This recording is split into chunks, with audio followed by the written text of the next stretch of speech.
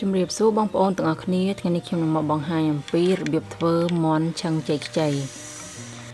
ចាអញ្ចឹងចង់ដឹងរបៀបធ្វើយ៉ាងណានោះសូមបងប្អូនតាមដានទស្សនាវីដេអូរបស់នាងខ្ញុំទាំងអស់គ្នា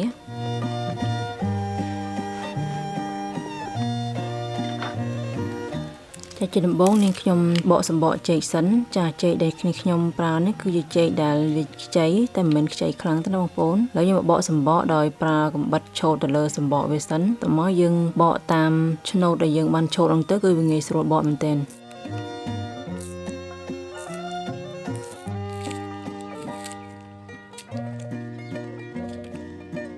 តមកយកចេកនេះទៅត្រាំនៅក្នុងទឹកដើម្បីឲ្យវាជ្រះជ័រ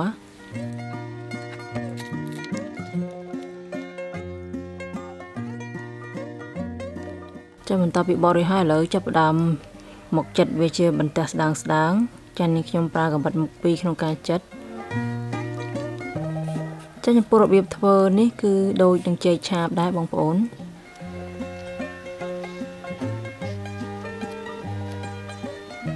ចាំបន្តពីចិតចេករួចហើយនាងខ្ញុំ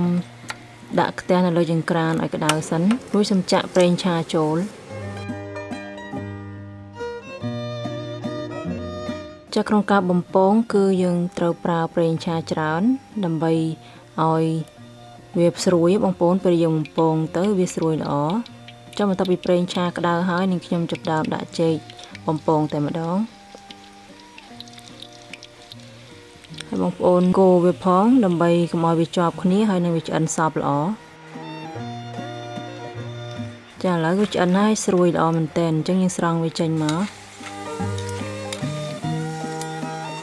ចាំបន្ទាប់ពីបំពងចេករួចហើយឥឡូវនេះខ្ញុំចាប់ផ្ដើមមកបំពងមាន់វិញម្ដងចាចំពោះមាន់នេះខ្ញុំប្រើមាន់ស្រែដែលមានទម្ងន់800ក្រាមឬស្មើនឹង8ខាំចាំបំពងរហូតដល់តែមាន់ហ្នឹងវាក្រៀមល្អណាបងប្អូន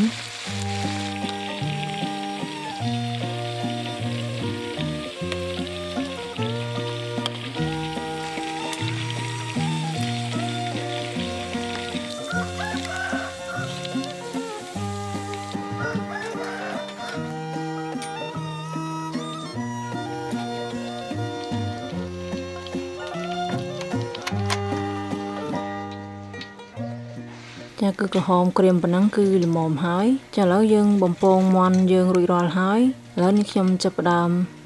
ទៅឆឹងតែម្ដងជាដំបូងគឺនេះខ្ញុំដាក់ប្រេងឆាក្តៅរួច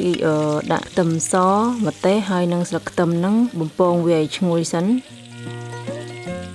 តមកនេះខ្ញុំដាក់ទឹកត្រីចំនួន3ស្លាបព្រាបាយ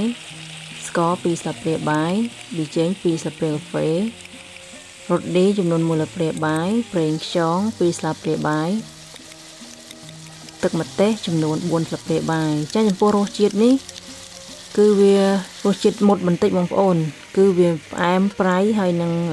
ហឹរបងប្អូនចូលចិត្តរសជាតិស្រាលជាងហ្នឹងបងប្អូនបន្ថយទឹកត្រីបានឥឡូវនេះខ្ញុំបន្ថែមទឹកចូលបន្តិចបន្តួចដើម្បីកុំឲ្យវាកកពេកតមកនេះខ្ញុំចាប់ដើមចាក់សាច់មាន់ចូលរួចឆាឲ្យវាចូលជាតិជាមួយនឹងសាច់មាន់សិនមក